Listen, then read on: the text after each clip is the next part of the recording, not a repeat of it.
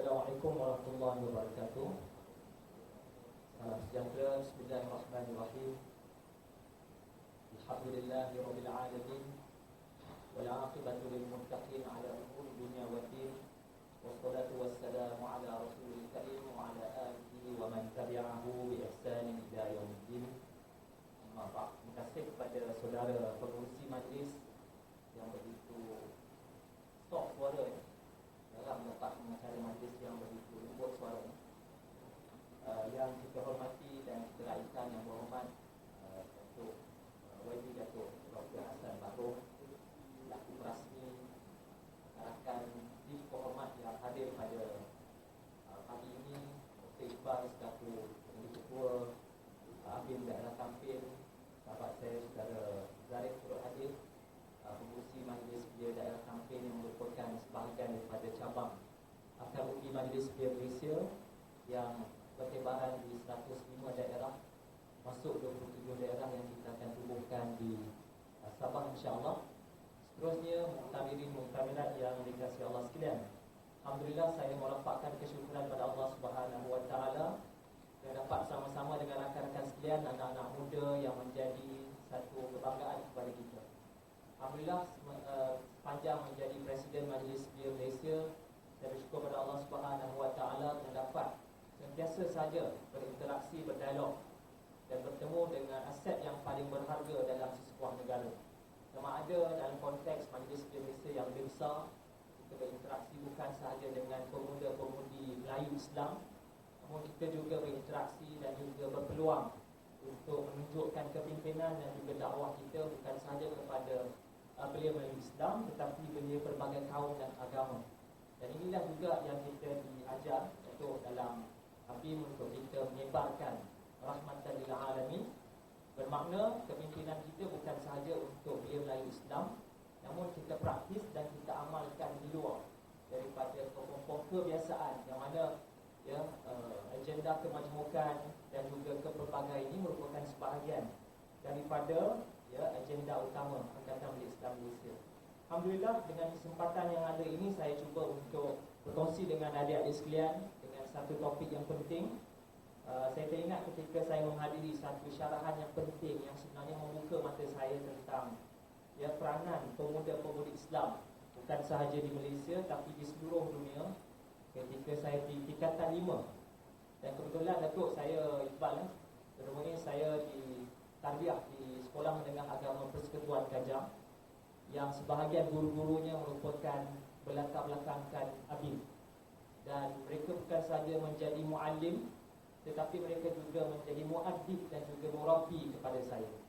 Antara guru yang menjadi penting dalam dari kehidupan kepimpinan saya adalah Al-Fadhil Ustaz Ismail Cikgu yang sentiasa mengajar kami bukan sahaja menimba ilmu tetapi juga membina syakhsiah, akhlak dan juga kepimpinan. Dan saya sebahagian daripada yang dilatih untuk menjadi imam ketika berada di Smart Kajang ketika itu. Dan sebahagian sentuhan-sentuhan tarbiyah itu sebenarnya sangat membantu dan saya telah abadikan dalam buku saya iaitu Tokoh Belia, mengilhamkan inspirasi, dan saya telah lupa tadi.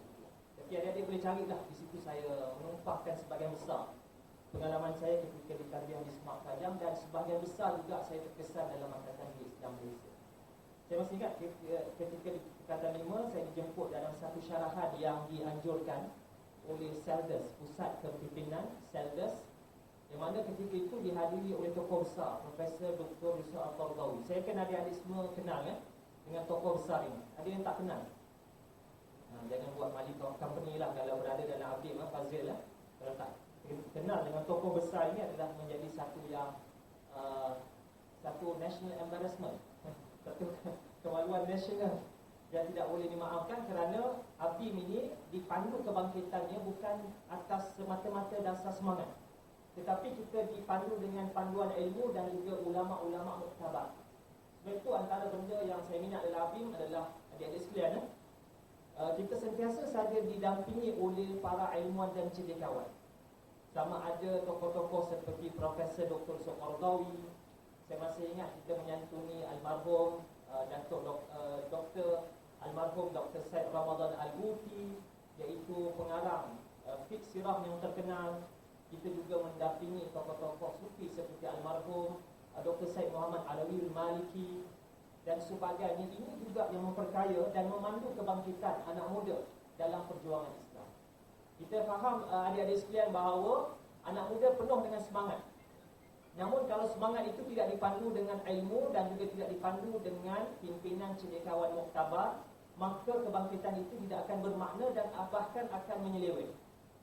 Sebab itu ABIM diasuh untuk kita sentiasa dipandu perjuangan itu atas panduan keilmuan dan kecendekiawanan. Ya, tokoh-tokoh besar bukan sahaja dalam negara, bahkan tokoh-tokoh besar di luar negara. Ketika itu pada tahun, saya masih ingat 27 Mac 1966 di Putra World Trade Center, saya hadir ketika itu di tingkatan 5 Datuk sebagai peserta syarahan, yang mana ketika itu Profesor Dr. Yusuf Qaradawi mensyarahkan tentang wajah belia Islam. Ya, dia mensyarahkan bagaimana pentingnya peranan pemuda dan pemudi Islam, yang mana sebahagiannya telah disentuh oleh Datuk Dr. Hassan Baharom, bahawa pemuda-pemudi Islam harus bercita-cita besar. Dan itu yang diungkapkan oleh Profesor Dr. Yusuf Qaradawi dengan memulakan bahawa khazanah negara yang paling berharga bukanlah emas dan perak. Ya, adik-adik kena ingat bahawa modal ataupun aset yang berharga dalam sesebuah negara, kata Profesor Dr. Yusuf Qaradawi, itu mantan Presiden Islamic International Muslim Scholars Association ataupun Ittihadul Alami lil Ulama al Muslimin, bahawa khazanah negara yang paling berharga bukanlah emas dan perak, bukanlah hasil mahsul, tetapi kata Profesor Dr. Yusuf Qaradawi, ya, yang paling berharga dalam sesebuah negara ataupun kebanggaan dalam sesebuah negara ataupun kekayaan yang paling bernilai dalam sesebuah negara adalah manusia. Sebab itu Datuk Doktor sebutkan tadi bahawa kita harus bangunkan manusia. Dan antara subjek yang paling saya minat dan tesis PhD saya pun tentang pembangunan belia. Kita mengkaji tentang bagaimana peranan pentingnya kita membangunkan manusia, lebih spesifik lagi penting untuk kita bangunkan anak-anak muda. Dan ini disebutkan oleh Profesor Dr. Yusuf Qaradawi, kekayaan yang paling bernilai dalam sesebuah negara adalah manusianya, sumber manusia. Ya, sama ada dalam sektor pendidikan formal di sekolah, universiti, maupun sektor pendidikan informal. Ya, sebegini. Dan adik-adik berada dalam sektor informal, yang kebanyakan anak-anak muda ini kemenjadiannya lebih banyak menjadi dalam sektor informal sebegini. Ya, kita buat program-program seperti bisnis, turun panjat gunung, ya, membersihkan persekitaran, membersihkan kubur dan sebagainya. Kita banyak menjadi manusia apabila kita ditarbiyah dan kita dilatih dalam setting informal, ya, seperti ya gerakan belia. Jadi memanglah kekayaan yang paling bernilai adalah manusia. Dan kata Profesor Dr. Yusuf Qaradawi, yang ini penting adik-adik dengar, sebaik-baik anugerah daripada manusia adalah zaman kepemudaan. Ya, zaman adik-adik inilah zaman keemasan. Saya dah 42, Datuk, dah outgoing. Dan bulan 5 Mac ni saya akan meletakkan jawatan sebagai Presiden untuk memberikan laluan kepada kepimpinan yang lebih muda. Ya, Dr. Yusuf Qaradawi sebut zaman beliau adalah zaman yang paling, anugerah yang paling bermakna dalam fasa kehidupan seorang manusia. Ya, sebab itu adik-adik sekalian kena menggunakan ya fasa keemasan ini dengan apa yang disebut oleh Datuk Dr. Hassan Baharom, apa yang disebut oleh Profesor Dr. Yusuf Qaradawi adalah membina cita-cita besar. Kita kena ada cita-cita besar. Presiden Obama, adik-adik sekalian, Presiden Amerika yang ke-44, tidak membayangkan beliau boleh menjadi Presiden Amerika kulit hitam pertama di Amerika. Setelah 43 kali Presiden Amerika dikuasai oleh ya golongan kulit putih. Dan bagaimana dia boleh menjadi Presiden adalah bermula dengan cita-cita. Bermula dengan visi dan misi matlamat yang besar dalam kehidupan, barulah visi dan misi itu boleh diterjemahkan dalam bentuk realiti yang lebih besar. Jadi, sebaik-baik anugerah daripada manusia adalah zaman belia ataupun zaman kepemudaan. Dalam Al-Quran, Allah Subhanahu Wa Taala sebut dalam surah Ar-Rum ayat ke-54. Allahul ladzi khalaqakum min dha'fin. Allah Subhanahu Wa Taala menjadikan manusia ini di antara dua kelemahan. Thumma ja'ala min ba'di dha'fin quwwah. Selepas Allah menjadikan manusia itu lemah waktu zaman bayi, ya, Allah jadikan kekuatan di antara dua kelemahan, iaitu kekuatan kepemudaan diapit dengan dua kelemahan, iaitu kelemahan waktu kecil dan kelemahan waktu tua. Saya yakin umur seperti Datuk Hassan Bahru mesti bercita-cita untuk kembali kepada zaman itu. Sama macam saya. Ya, ala laita syababi ya'udu yauman. Kata pepatah Arab, alangkah baiknya ya dapat dikembalikan walaupun sehari usia muda. Dan zaman keemasan itu ada adik-adik pada sekalian, ada pada adik-adik sekalian. Ada kepada pemuda dan pemudi sekalian yang adik-adik harus mengambil peluang ini untuk terus, ya, untuk membina kekuatan diri, untuk membina jati diri, untuk membina akhlak dan saksiah, untuk menjadi orang besar.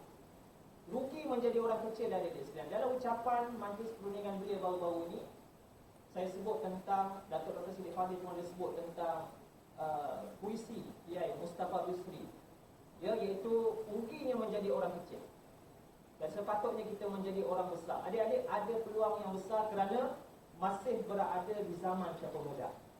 Jadi kata Profesor Dr. Yusof Qaradawi, zaman beliau adalah zaman paling gemilang bagi setiap manusia. Ya, fasa kehidupan antara 18, 19, 20, 25, ya, 30 adalah fasa keemasan yang harus digunakan, harus dimaksimalkan period ini untuk anda menjadi seorang yang hebat. Sebab itu, mana-mana kelompok, kalau adik-adik perasan, sama ada kelompok Harakah Islamiah, kelompok budayawan, kelompok politik, sentiasa melihat kepada anak muda ini merupakan satu pool of talent, satu kolam bakat yang direbuti oleh semua pihak. Termasuklah adik-adik sekalian, kalau adik-adik tengok statistik penyakit Aedes, demam denggi, ya, nyamuk pun suka pada orang muda. Bukan sahaja manusia, ya, nyamuk Aedes pun kalau lihat statistik pesakit-pesakit banyak di kalangan orang muda kerana nyamuk pun suka orang muda. Sebab darah ni masih manis, betul kan? Jadi semua kelompok, semua pihak mahukan, ya, saudara-saudara sekalian, dan anak-anak muda. Jadi zaman dia adalah zaman produktif, zaman membangun dan membina. Ini kata Profesor Dr. Yusof Qaradawi, ya, ketika saya hadiri syarahan beliau pada 27 Mac 1996 di Putra World Trade Center. Beliau menyebutkan bahawa zaman dia zaman produktif, zaman membangun dan zaman membina. Ya, jadi beliau menyebutkan bahawa nak sukat kekuatan negara, nak sukat kekayaan negara, gunakanlah statistik, tenaga dan sumber manusia yang ada, especially dalam kalangan orang muda. Jadi kita lihat saudara-saudara sekalian, masa depan sesebuah negara, kata Dr. Yusof Qaradawi, maka kajilah kepada kekuatan belia dan kesedaran para belia. Ya, alam wassalam Ustaz. Ya, kalau Tok Guru datang ni kita kena berhenti bersyarah. Ya, tak sampai tak ada guru kita. Ya, Dr. Yusof Qaradawi sebut saudara-saudara sekalian bahawa kalau kita nak lihat masa depan sesebuah negara, kita selalu dengar, ya, maka kajilah tentang kekuatan belia dan kesedaran para belia. Ketika saya berada di grup pengkaji tamadun dunia, salah satu projek yang saya di bawah ABIL, projek yang saya di adalah pergi ke mengkaji tentang kehebatan tamadun Andalus. 2 kali saya pergi ke selatan Sepanyol, especially wilayah adik-adik sekalian yang pernah dikuasai 800 tahun oleh pemerintah Islam. 800 tahun. Dan terbinanya seni bina yang cukup canggih seperti Alhambra, Generalica dan sebagainya yang menjadi kekaguman kepada dunia barat sehingga kini. Kalau adik-adik ada peluang, ya, pergi mengembara ke seluruh dunia, lihat fanzuru kaifa kana aqibatul mukadzibin. Seruan dalam Quran menyebutkan bahawa kita harus mengembara ke seluruh dunia untuk lihat kesan-kesan yang ditinggalkan oleh umat-umat terdahulu. Termasuklah kalau adik-adik ada peluang, pergilah ke Sepanyol, bumi yang penuh diberkati oleh Allah Subhanahu Wa Taala. Dan sekarang ini bumi Sepanyol ini sedang menerima semula kebangkitan Islam selepas 500 tahun Islam ataupun azan tidak dikumandangkan di bumi Sepanyol. Alhamdulillah saya pernah berkesempatan untuk menziarahi pusat Islam Granada, masjid yang dibuka semula selepas 500 tahun, dikumandangkan azan selepas 500 tahun tidak dibenarkan.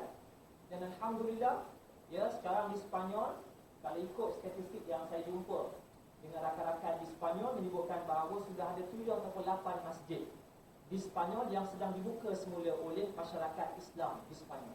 Dan kebanyakannya alhamdulillah mereka yang berasal daripada keturunan Sepanyol.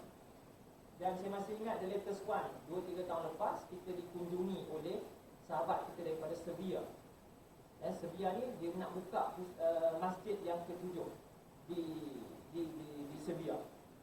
Dan kalau kita lihat di Eropah ada Islam, pergilah melancong di Eropah. Kan?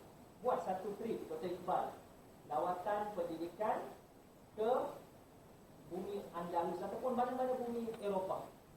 Ya, ketika saya sambung belajar ada sekalian di UK dulu pada tahun 2010 atas scholarship kerajaan Britain, saya agent Britain, British letter. Ya, saya ambil peluang ketika itu jadi saya di Expo Antarabangsa ABID. Saya pergi hampir ke semua negara-negara Eropah, membina jaringan dengan umat Islam di hampir setiap negara Eropah yang ada 27 semuanya.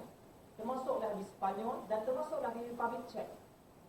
Saya masih ingat ketika itu masjid yang ketiga dibuka di Republic Czech, di Hradec Králové.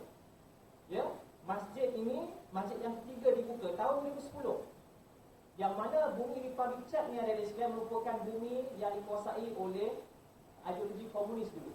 Sebelum jatuhnya Soviet, Republic Czech dikuasai oleh ideologi komunis yang tidak membenarkan mana-mana agama untuk beramal secara terbuka. Tapi alhamdulillah Republic Czech telah ada masjid yang ketiga pada tahun 2010 dan saya menjangkakan selepas 10 tahun lebih banyak lagi masjid-masjid. Dan ketika itu kontroversi yang melibatkan kartun berkaitan dengan orang menghina Nabi SAW, apa yang dibuat oleh rakan-rakan umat Islam di Republic Czech ni ada di sekian, ya, apa yang dibuat dia tidak menghina balik orang yang menghina, tetapi dia buat satu kempen sayangilah Rasulullah dengan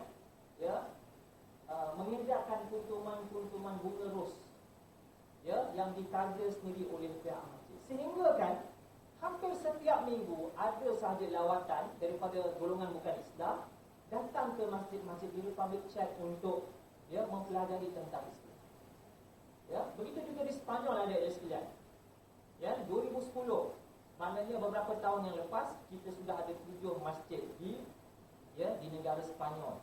Ya, bumi Andalus yang terkenal dengan La Liga. Ya, ada penyokong-penyokong Real Madrid. Dan saya penyokong Chelsea. Ya, IPL di best lah. Ya.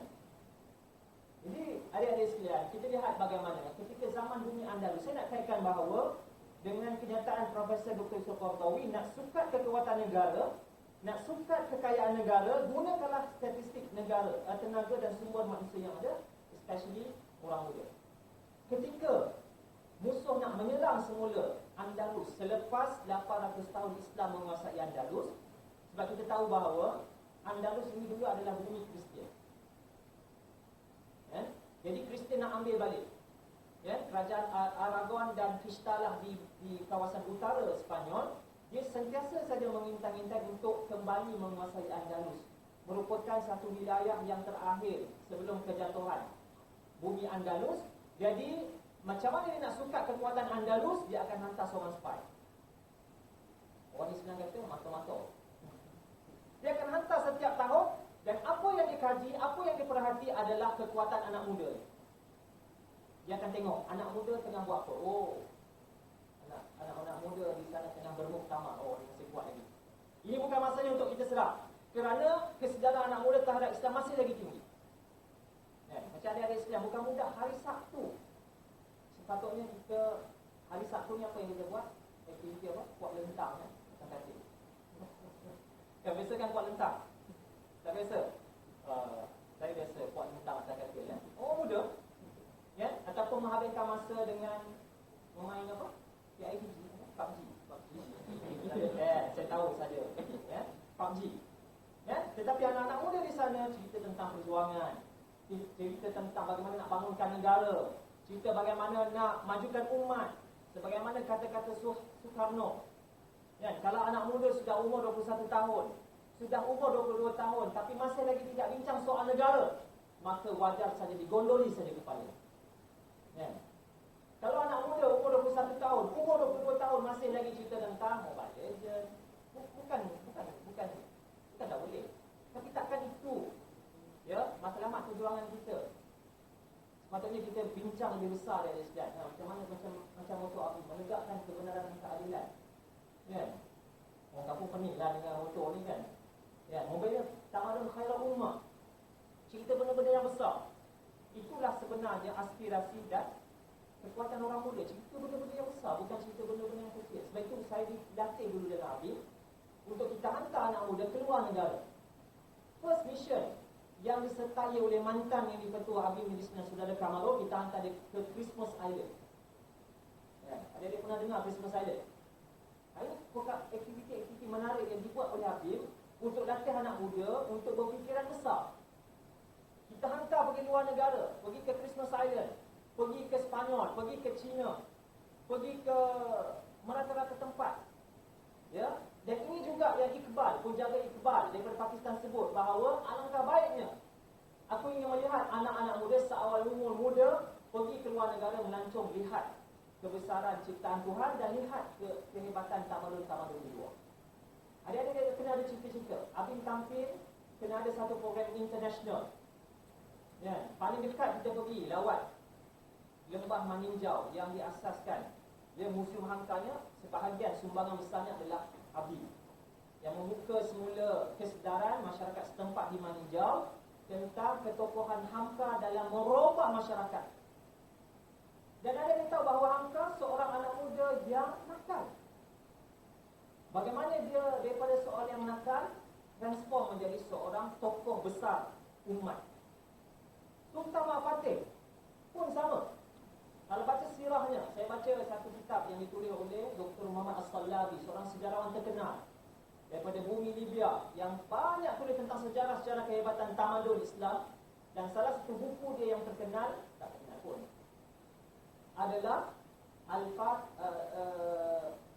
Fatih Al-Qastantaniyah, iaitu Sultan Muhammad Al-Fatih. Dia asalnya adik-adik sekalian budak kecil yang juga nakal. Sebab itu dalam sejarah kehebatan orang, kebanyakannya tokoh-tokoh yang hebat ni kita tahu bahawa zaman muda dia mesti nakal. Ya. Jangan kata saya lah, saya tak skema dulu. Saya skema saya jadi contoh sebab saya rendah dulu, selalu duduk depan ni. Ya, dulu saya lambat membesar. Jadi selalu kena duduk depan. Ya, budak mesti duduk paling duduk depan kan. Ya, duduk belakang tak boleh sebab rendah. Ya, jadi selalu kena dipaksa duduk depan. Jadi saya terpaksa jadi orang baik waktu itu. Ya. Jadi Sultan Muhammad Fatih, tokoh yang menjadi gubernur pada umur 18 tahun, menjadi Perdana Menteri ketika umur 20 tahun. Bayangkan 20 tahun. Kita Perdana Menteri kita umur 64. Ya. Finland, negara Finland sekarang ni dia punya Perdana Menteri umur 36 tahun. Marin Sanna, apa nama dia? Marin Sanna. Ya. Ya, tak mustahil sekali-sekala adik-adik sekalian kita nak Perdana Menteri kita umur berapa? 40 tahun, 50 tahun, muda. Setujulah? Sekali-sekala. Nak tak kita lihat Perdana Menteri kita muda? Sekali-sekala. Nak tak? Jadi undilah saya. Ya. Kebiasaannya untuk Presiden Habib ni dia akan memilih haluan politik. Kebiasaannya. Ya, dan kita lihat sejarah 21 presiden-presiden yang biar ni kebanyakan semua dah jadi menteri, ada dalam pembangkang, semuanya ada politik. Saya je belum ada lagi. Ya, tadi Datuk dah bisik tadi, saya tak pasti bisik apa lagi. Ya.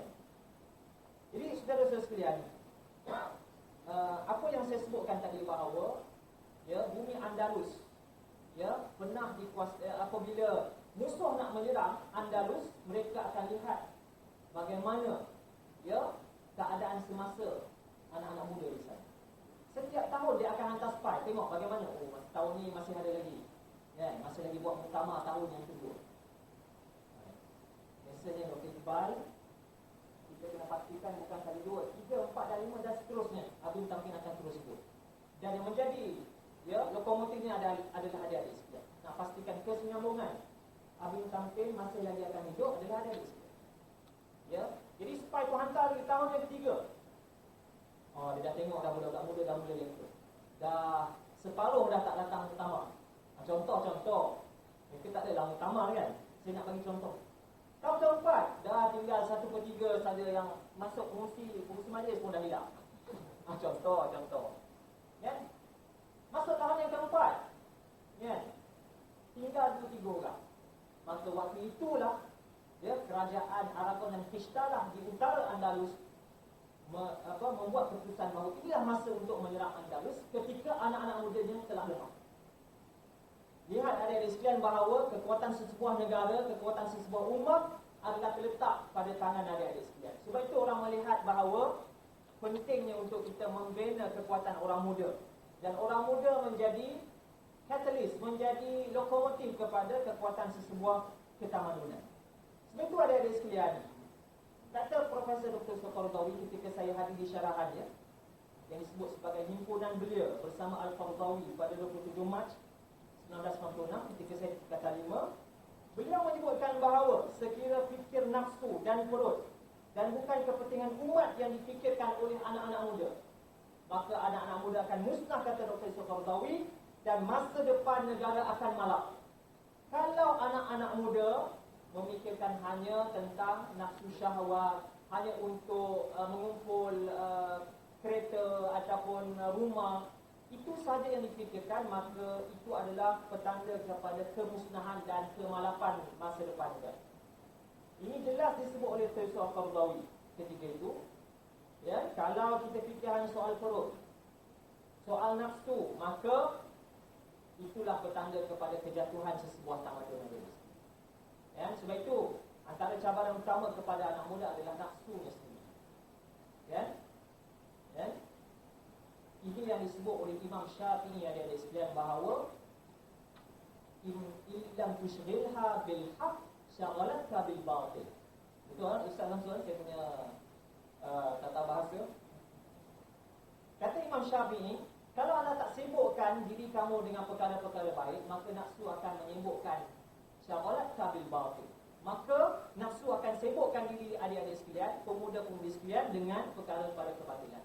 Kalau disibukkan dengan program bisnis, disibukkan dengan program-program seperti tamrin, seperti turun ke masyarakat, membantu orang yang susah, membuat wacana-wacana ilmu, maka nafsu anda akan boleh dikawal dengan baik.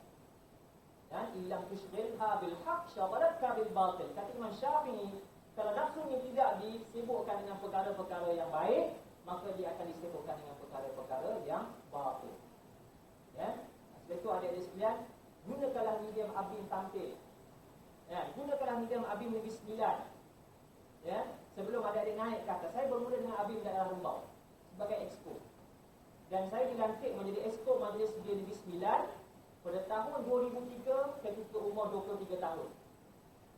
Ya, Presiden Majlis Belia ketika itu, Ustaz Samsul, umurnya 57 tahun. Dr. Iqbal. Presiden Majlis Belia Negeri Sembilan waktu itu umurnya 57 tahun. Presiden MAYC ketika itu umurnya berapa? 62 tahun. Merangkap Menteri Luar. Menteri Luar jadi Presiden beliau waktu itu. Tapi Alhamdulillah kita telah diremajakan, telah dimudakan. Ya? Alhamdulillah saya bermula di Abim Daerah Rembau, saya bermula daripada bawah. Adik-adik nak menjadi seorang pemimpin yang hebat, bermula daripada bawah. Kita bergaul, bercampur gaul dengan permasalahan masyarakat di bawah. Kemudian saya naik sedikit menjadi exco Majlis Belia Negeri Sembilan, dapat kemudahan yang lebih besar. Bukan untuk diri kita, ini yang diperingatkan oleh Datuk Dr. Hassan Bahrom. Dalam perjuangan ini bukan kita nak naikkan diri kita.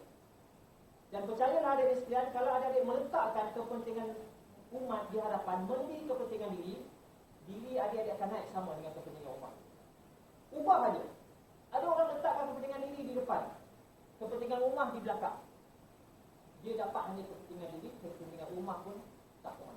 Tapi kalau orang itu meletakkan kepentingan umat di depan, kepentingan diri dia akan dapat. Percaya. Ini pengalaman yang saya lalui.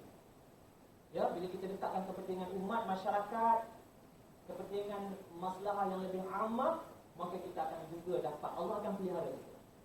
Ya, saya diajar dulu dengan hadis Nabi sallallahu alaihi wasallam, "Lau tatawakkaltum 'ala Allah haqqa tawakkuli, la razaqakum kama yarzuqu at-tayr, taghdu khimatan wa taruhu biqalan."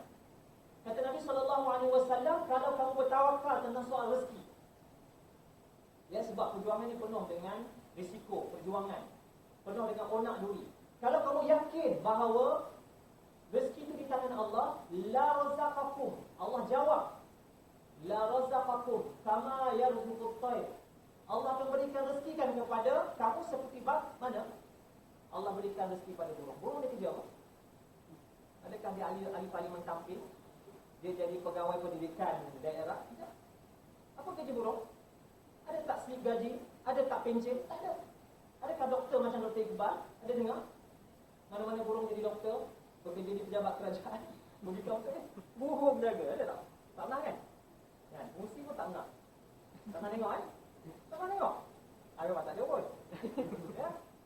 Bayangkan adik-adik sekalian, burung yang tidak ada slip gaji, burung yang tidak ada kerja tetap, bukan ahli parlimen pun, tetapi adik-adik sekalian, Allah jamin rezeki.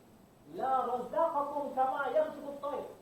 Allah jamin rezekinya seperti Allah jamin rezeki burung. Ta'udhu bimawsal wa ta'udhu bitanan, kamu keluar dalam keadaan perut kosong, balik dalam keadaan penuh. Ini kita diajar dalam perjuangan yakin dengan rezeki. Ya? Sebab itu dalam perjuangan ni adik-adik sekalian, Allah akan uji kita, keyakinan kita. Sebab itu keyakinan itu ditanam dalam tamrih, dalam muktamar sebegini. Ya, perjuangan bukan mudah. Nak dengar ceramah macam ni yang bukan mudah kan? Setengahnya sehingga terpaksa berkorban tidur, sehingga ada yang kena baring, ada kena baring. Okay. Semua okey? Kan? Itu perjuangan, tak mudah. Berbanding main PUBG. Kan? Ada orang tertidur main PUBG. Pernah tengok tak? Orang tertidur main PUBG. Pernah tengok tak? Mesti. Tak pernah. Ya, tak pernah. Tapi benda-benda baik macam ni, dan tentu cabarannya banyak. Tapi kesabaran, pengorbanan itu Allah akan balas. Ya. Ni baru mukadimah kan. Boleh ya? Sekali. Ya, saya guna taksi Saddam Solah kan. Awak macam kata baru mukadimah kan. Kan? Hari tu dengar ceramah Ustaz di Surau Umbau, tak sempat tunggu Ustaz ke balik kampung itu. Macam kenal soalan ni. Sekian yang maklumkan. Tak faham tak apa. Ini saya dengan Ustaz Samsul dia faham. Tak apa, jangan buat faham yang muda dia. Okey, sebaliknya ada sekalian sikit lagi. Itu pun teknik sikit lagi tu. Sebenarnya banyak lagi. Sebaliknya kata Syekh Qaradawi, jika anak-anak muda memenuhi masa dengan membina akhlak pertama. Membina akhlak dia. Ya, dia tarbiyah akhlak dia sebagai jadi orang yang ikhlas berjuang, orang yang istiqamah, orang yang tahan dengan ceramah. Bukan senang dengan ceramah sama lagi tak ada slide. Saya ingat tak sempat nak buat slide sekarang. Kalau ada slide dia interaktif sikit. Jadi tak apa. Kalau orang power dia tak perlu dah PowerPoint. Sudah. Setuju? Hanya orang pakai PowerPoint ni orang yang dia tak yakin, dia tak ada power. Yang pertama sekali membina akhlak. Yang kedua, menghayati nilai-nilai murni sejagat. Bukan cik murni itu cerita Syamsi. Menghayati nilai-nilai murni sejagat yang semakin hilang dalam kalangan orang muda, dalam kalangan masyarakat. Adik-adik tengok kan kat Facebook, dekat Twitter, Tumblr, apa lagi? Snapchat, WeChat, tengok bahasa orang muda macam ni. Mereka kebanyakannya menjadi panglima papan terkunci. Hanya berani komen dan kritik mencarut dalam media-media sosial, tapi tidak terjemahkan dalam bentuk tindakan. Tak semua. Adik-adik alhamdulillah terpilih. Ya, kita lihat bahasa-bahasa orang muda kan. Saya kadang itu takut nak jadi ahli politik pun kadang no mercy lah macam WWF lah. Kalau dia belasan orang tu nak tengok WWF, mesti tengok Gusti. Baru dia anggap tadi dia kan, no mercy ya. Ada satu wrestling tu dia akan ada satu musim no mercy. Memang tak ada akhlak dan adab dalam media-media sosial. Yang ketiga ada sekalian, punyai wawasan yang baik. Ini kata Dr. Yusof Qaradawi sebut bahawa jika anak muda memenuhi dengan ciri-ciri ini, iaitu pertama membina akhlak, yang kedua menghayati nilai-nilai murni sejagat, yang ketiga punyai wawasan yang baik, yang keempat punyai matlamat yang jelas, yang disebut berulang kali oleh Dato' Dr. Hassan Bahrul tadi. Dan yang kelima adalah cita-cita besar yang dipegang dan sanggup mati untuk menjayakan apa yang dipercayai, apa yang diperjuangkan. Kalau kita percaya kepada menegakkan kebenaran dan memperjuangkan keadilan, kita kena all out. Kalau kita perjuangkan membasmi rasuah adik-adik sekalian, saya terlibat dalam pasukan induk rasuah Buster. Untuk kita lawan rasuah secara besar-besaran, kita kena yakin dan kita kena sanggup terima implikasi kalau kita berjuang. Ya, kita berjuang menegakkan kebenaran dan keadilan. Saya cerita pengalaman pribadi adik sekalian, saya hampir menjadi senator Dewan Negara. 2 kali hampir menjadi senator Dewan Negara, tapi sebab kita lawan prinsip, kita dinafikan. Ya? Ini bukan cerita nak membanggakan diri, nak bagi tahu adik-adik sekalian, kalau kita sanggup korban jawatan, kalau kita sanggup korban benda yang kita boleh dapat kerana menegakkan prinsip, adik-adik kena pertahankan prinsip. Berapa ramai adik-adik sekalian orang yang sanggup jual prinsip untuk dapatkan sesuatu, sebagaimana hadis Nabi menyebutkan bahawa yabi'adinahu bi'aradin minad dunya. Mereka sanggup jual agama, even jual agama kerana mendapatkan sedikit habuan dunia. Ya. Adik-adik sekalian, orang merebut jawatan sekarang. Orang merebut bukan nak, ya, saya masih teringat kata-kata Tan Sri Rafidah Aziz sebut bahawa sepatutnya nak bertanding ini bukan untuk merebut jawatan, tapi untuk menawarkan kepimpinan. Kalau kita rebut jawatan, ya, bukan senanglah dia dapatkan ahli parlimen macam Datuk Dr. Hassan Baru, nak pegang satu penggal je. Ya, semua orang nak pegang berpenggal-penggal. Ya, tapi Datuk nak lepaskan. Ya, terumum pula saya. Ya, bukan senang kan? Semua orang nak kekal jawatan, nak kekal sebab apa? Nak menjadi center of attraction. Ya, kalau jadi YB, orang pilih orang berumur, dia tak jadi YB, orang tak berumur. Ya. Itu ada sekalian, ya. Jadi sedikit sekali lagi saya nak tamatkan, walaupun baru 1.4, ya.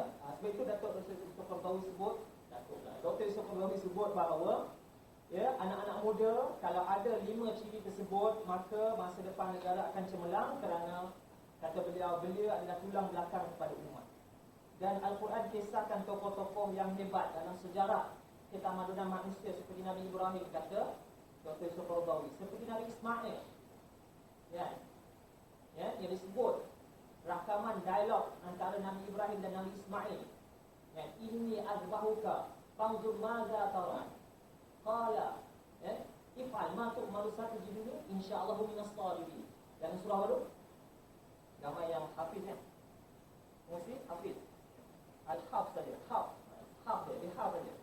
Ya, dalam surah As-Saffat Allah sebutkan bahawa perbualan Nabi Ismail dan Nabi Ibrahim ketika arahan Allah Subhanahu Wa Taala menyembelih Nabi Ismail, maka Nabi Ismail sebut bahawa,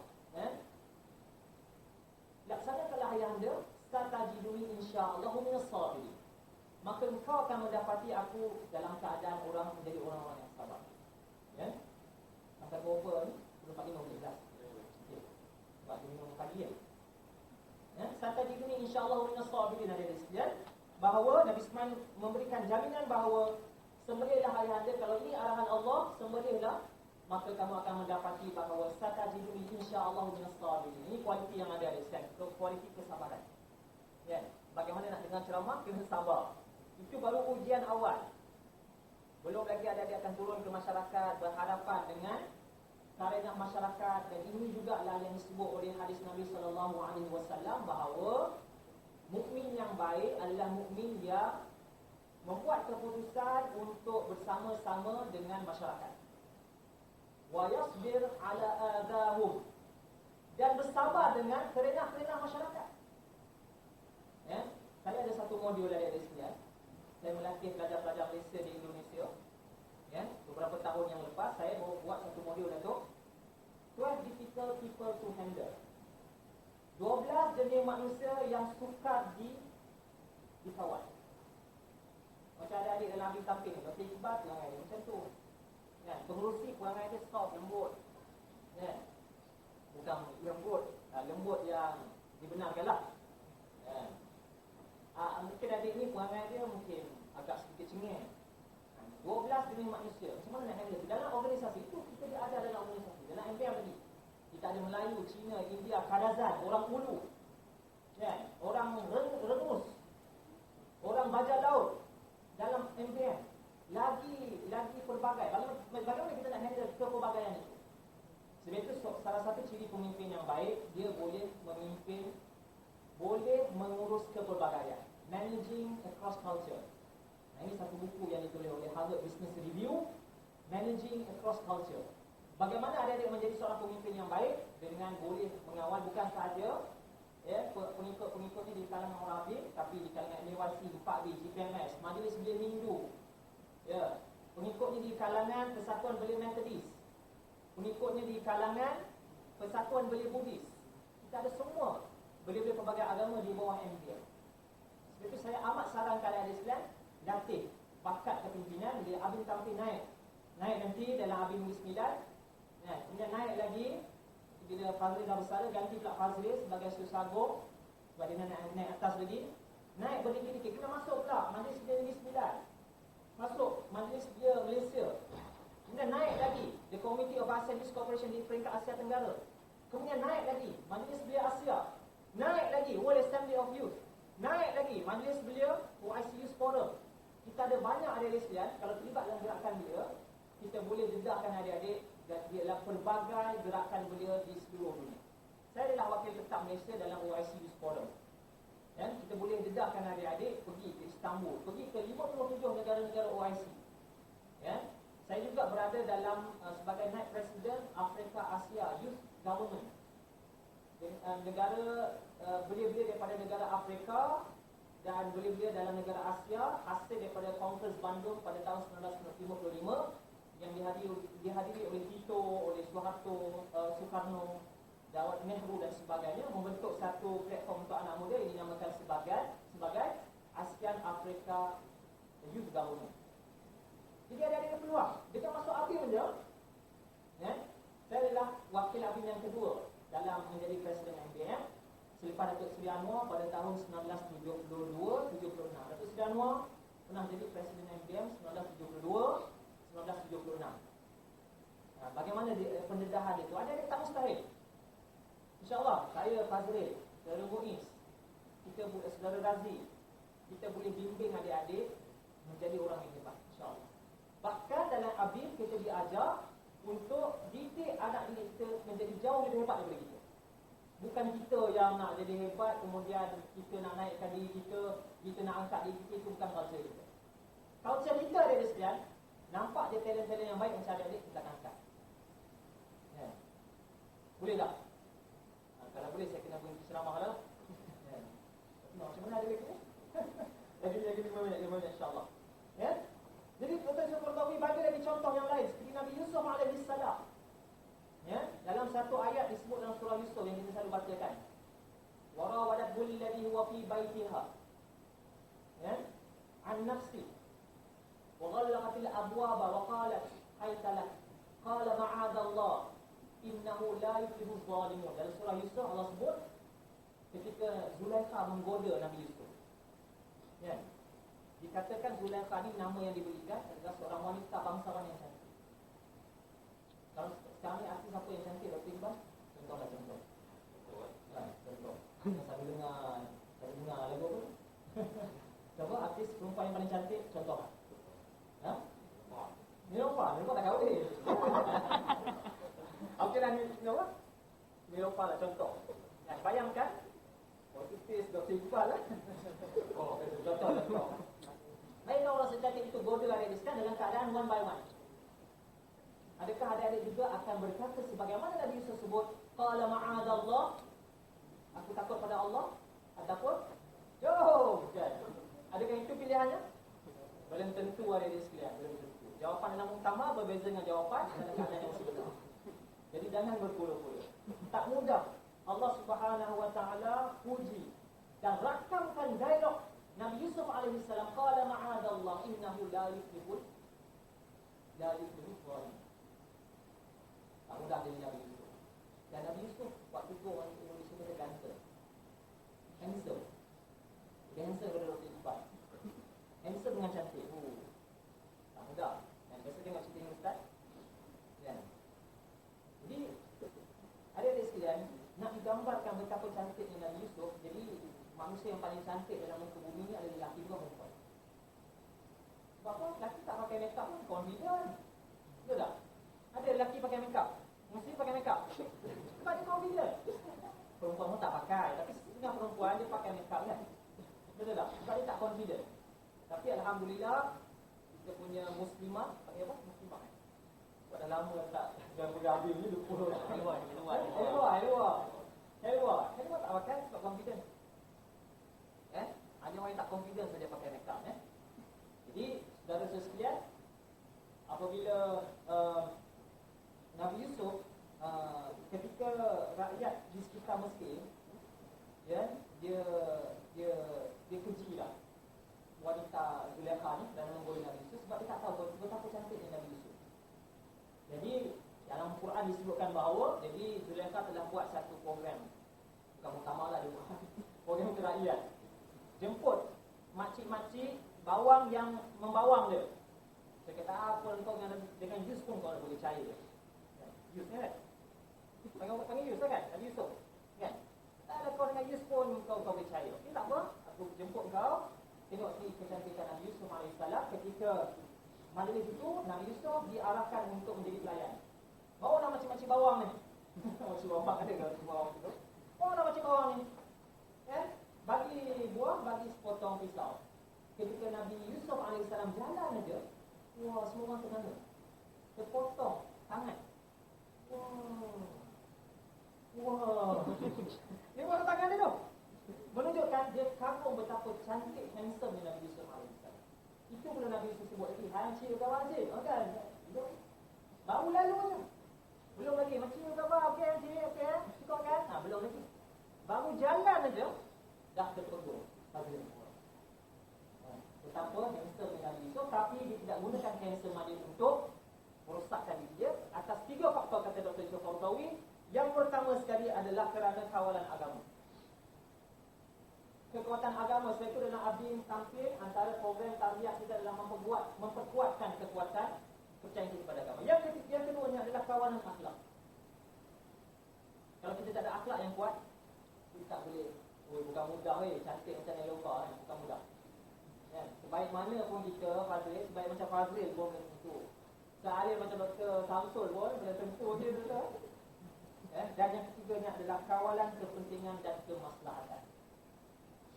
Maknanya dia mendahului kemaslahatan diri dia daripada dia tercebur dengan mengkhianati tuan dia, iaitu Al-Aziz.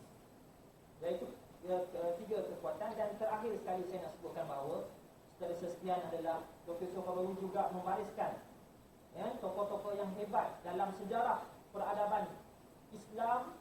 Sebagaimana disebutkan bahawa pembantu-pembantu Nabi pun banyak dalam kalangan orang muda. Muhammad Al-Qasim, umur 17 tahun, merayu kepada sepupunya Hajjaj Yusuf As-Saqafi supaya dibenarkan untuk menyertai ekspedisi membuka benua kecil India.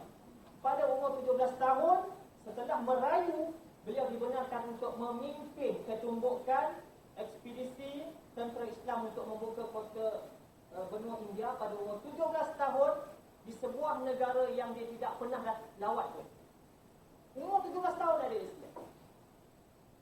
Muhammad Al-Fatih juga. Pada umur 21 tahun, Datuk Tahana Al-Qastantaniyah yang disebutkan dalam hadis riwayat Imam Ahmad, akan dibuka kota Istanbul dan kota itu akan dibuka oleh sebaik-baik pemimpin dan sebaik-baik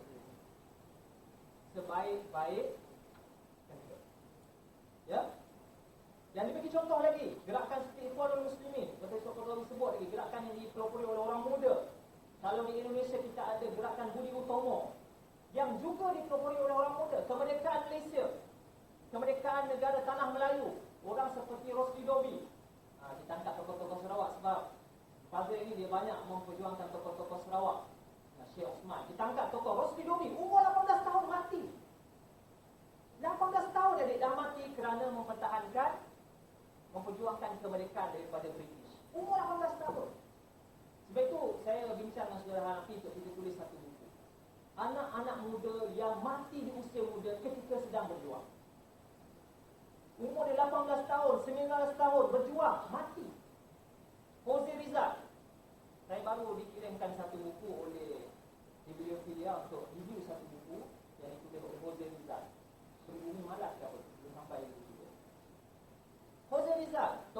pejuang Filipina, orang muda ada sembilan. Ibu Kartini, kan? Kartini kan? Tokoh Muslimah. Kita bukan saja sebut tokoh-tokoh lelaki, tetapi tokoh Sri Kandi, Ibu Kartini. Cuba cari ada lesbian siapa Ibu Kartini. Umur 18 tahun, 19 tahun, dah berjuang tentang memperjuangkan hak-hak perjuangan untuk wanita-wanita Indonesia. Umur 18 tahun. Meninggal umur 25 tahun. Rosli Dobi 18 tahun dah meninggal dalam keadaan memperjuangkan kemerdekaan daripada British. Ini semua tokoh-tokoh muda ada Islam. Maknanya anak muda yang mewarnai perjuangan kepimpinan ataupun perjuangan menentang keberobokan. Ya. Hasan Al-Banna umur 21 tahun mengasaskan Ikhwan Muslimin, yang ketika itu dia lihat masjid tengah berpecah belah kerana bergaduh mazhab. Sekarang kita tengok kan isu ikut kiri ke kanan kan. Ada TikTok semua ni. Mesti ada TikTok. Aduh, kena ada. Pemimpin belia kena ada TikTok. Bukan untuk ber-TikTok semata-mata, tapi untuk mendekati orang muda. Kerana ikut kajian SKMM, hampir 2/3 anak muda berinteraksi secara visual. Okay. Jadi banyak lagi intibat. Jadi tak apalah, kita sambung utama yang utamakan insya-Allah. Jadi saya rumuskan ada sekalian bahawa yang pentingnya untuk kita mengambil iktibar daripada apa yang disampaikan ini, bahawa penting. Akhir saya nak sebut bahawa ketiga kali akhir ya. Akhir ni yang untuk akhir lah. Berat tangan dalam rumah akhir betul. Stres lah kan tengok berapa banyak datang akhir kan. Ini betul-betul akhir lah. Disebutkan bahawa Dr. Yusuf Qaradawi menyimpulkan dua untuk kita mempersiapkan orang muda seperti ada di sekian. Ini baru teori umum, saya tak cerita lagi detail. Itu perlukan bertibat kepada latihan-latihan. Ceramah umum macam ni tak cukup. Kita kena latih adik-adik ini dengan pelbagai kemahiran. Memimpin, menjadi pengikut, kemahiran advokasi, kemahiran menulis pernyataan media, kemahiran untuk mengurus organisasi, kemahiran untuk menulis, kemahiran untuk membaca. Ini semua perlu latihan-latihan yang very spesifik. Saudara Fazil, macam Abid kita sedang bangunkan satu modul untuk menangani gejala ekstremisme. Kita perlukan siri-siri latihan yang spesifik macam tu. Saya memang bahasa memang lepas bersara ni untuk menumpukan sebahagian besar untuk kita bina anak-anak muda. Sebab pengalaman yang saya ada, networking yang saya ada, sangat rugi kalau saya simpan untuk diri saya tetapi tidak ditumpahkan kepada adik-adik yang sangat berpotensi. Termasuk yang muslimah, memang saya sangat memberikan perhatian yang mendalam kepada kepimpinan muslimah. Sebab itu MBM ada, for the first time kita ada 7 exco wanita pelbagai kaum. MBM for the first time, zaman saya pastikan ada 7 exco wanita. Selalunya exco wanita ada 3-4, tapi zaman saya paling tinggi 7 exco wanita pelbagai kaum dan agama.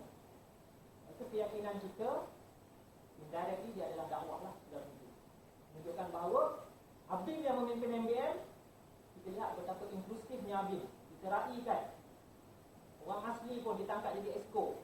Kita tubuhkan majlis BOK itu zaman kita. Alhamdulillah. Menunjukkan kita bukan taksub hanya dengan Abid saja. Bila kita memimpin Abid majlis sekarang, memimpin gerakan belia, kita mesti inklusif.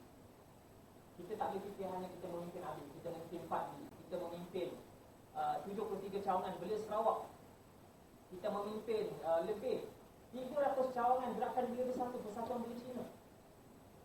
Kita memimpin lebih cawangan-cawangan Persatuan Belia Buddhis. Kita pergi ziarah dia, kita turun. Dan kebanyakan sebut inilah first time Presiden MBM turun ke pejabat-pejabat. Itu dakwah, filhal.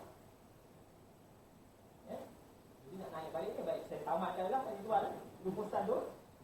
Jadi Dr. Soekorowi sebut secara rumusan bahawa penting untuk kita membentuk generasi yang terdidik dengan beberapa kecemerlangan. Saya sebut saja, itu kecemerlangan ilmu, keduanya kecemerlangan akal, yang ketiganya kecemerlangan fizikal. Ini mungkin boleh buat modul saja. Kita kena buat modul. Untuk membentuk generasi yang kita cerita tadi hebat tadi, adik-adik sekalian, ini yang disebut oleh Dr. Soekorowi, kecemerlangan ilmu, kedua kecemerlangan akal, ketiga kecemerlangan fizikal, yang keempat kecemerlangan politik, yang seterusnya kecemerlangan ekonomi. Anak-anak muda lemah dalam mengurus kewangan.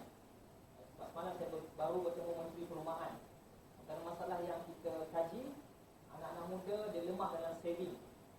Dia suka kepada perkara-perkara yang cepat dapat seperti kereta. Katanya dia beli rumah dulu, tapi dia beli kereta kerana nak bergaya. Sebab bila balik raya, tuan kursi makcik-makcik akan tengok kereta apa yang dia pakai. Sebab orang meletak nilai kepada material, itu masalah. Ini semua perlu pendidikan literasi kewangan yang ada. Banyak anak muda yang muflis. Saya komen hari itu di Bernama Radio, sebahagian besar yang muflis adalah anak muda seawal umur 18 tahun dia muflis. Bayangkan 18 tahun Muhammad Al-Qasim buka benua India, 18 tahun di Malaysia berhadapan dengan soal muflis. Ini bukan soal main yang diskan. Umur 18 dah muflis, nak macam mana masa depan tu? Okey, seterusnya kecemerlangan kemasyarakatan. Banyak nama modul ni, kecemerlangan roh, kecemerlangan ketenteraan. Dr. Sokoroli sebut kecemerlangan ketenteraan. Kecemerlangan profesional. Baik saja tak cukup, tapi perwatakan nampak baik, tapi mengurus skill. Ini menjadi fitnah besar kepada Islam. Kalau kita cakap masalah agama, kita pakai pakaian agama, tapi mengurus rumah. Yang akan mengurus itu sebahagian juga daripada agama. Ini kena ajar teknologi. Dan yang terakhir sekali adalah kebudayaan dan kesenian. Yang perlu juga ABIM perlu ada juga bertibat program-program kesenian. Jangan dry. Tapi maka program kesenian ni macam tak? Perlu, benar-benar macam tu perlu. Saya di MDN kita buat pertandingan tarian Zafin. Kita buat di airport. Kita nak beritahu airport bukan sekadar dia kapal terbang naik dan turun, tapi airport, museum boleh jadi tempat pendidikan informal yang paling besar. Kalau dia pergi airport, kita boleh bawa dia tengok macam mana airport beroperasi. Kita buatlah pertandingan Zafin. Dan Zafin, kalau ada kaji, ini adalah tradisi Melayu yang banyak unsur falsafah pendidikan. Kenapa bila Zafin buat Zafin? Saya pandai Zafin. Sebab saya pergi satu program memang dia ajar tarian Zafin, tapi tak ada tunjukkan lagi. Masa kita tambah Kenapa Zafin dia tunjuk dulu langsung? Itu semua ada falsafah. Bahawa orang Melayu awal-awal lagi tidak berendah. Jadi Iqbal buat tarian Zafin. Daripada tarian Sewang. Ada orang sikit dekat Tampil. Tarian Sewang mungkin. Ada yang pernah Sewang sini? Mesti banyak tak sebut dia ni. Dan yang ini memang tak betul. Pembentukan generasi dan yang keduanya kata usul Qadawi ini penting. Jelas. Buku ada seimbang. Ataupun orang Indonesia kata proportionalism. Iaitu adik-adik kena sederhana. Jangan subscribe kepada idea ekstrim. Banyaklah kita nak cerita macam mana kita handle dulu ISIS. Kami ada pengalaman handle ISIS tahu. Yang pergi angkat senjata join Syria. Masuk adik-adik yang perempuan. Kita tanya kenapa pergi? Kerana ditawarkan untuk berkahwin dengan pak-pak Arab yang janggutnya tebal.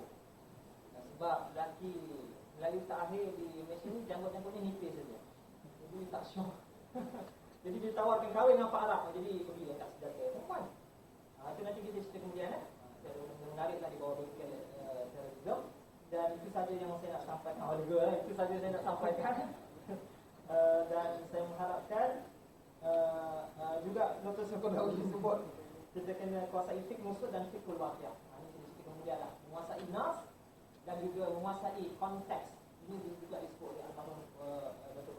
Fadil. Banyak yang kita buat dan jadi saya mohon maaf kepada sekalian, tuan-tuan dan puan sekalian kerana belajar masa. Namun dah lama tak bercakap Dr. Iqbal dulu saya selalu bersyarah depan orang muda, tapi bila PKP ni kita dah dapat kurang keluar, jadi ada kesempatan kita ni saya memang ambil kesempatan juga. Satu-satu kecil biasa pun dia ikut masa kami. Sebab itu kita diajar bahawa pemimpin kena turun ke bawah. Jangan suka program-program yang besar duduk dengan PM, duduk dengan menteri, tapi dengan budak-budak bawah ni itu bukan sikap kita. Dia turun ke bawah. Beliau bukan Islam pun. Jadi itu saja. Wallahualam.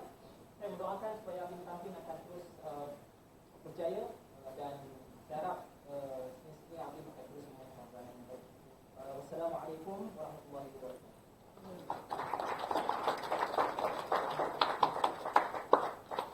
Waalaikumsalam warahmatullahi wabarakatuh. Terima kasih Tuan Menteri dan Presiden.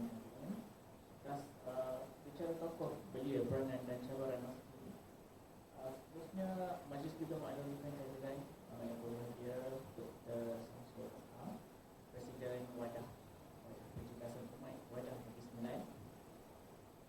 Majlis diteruskan dengan penyampaian anugerah khas.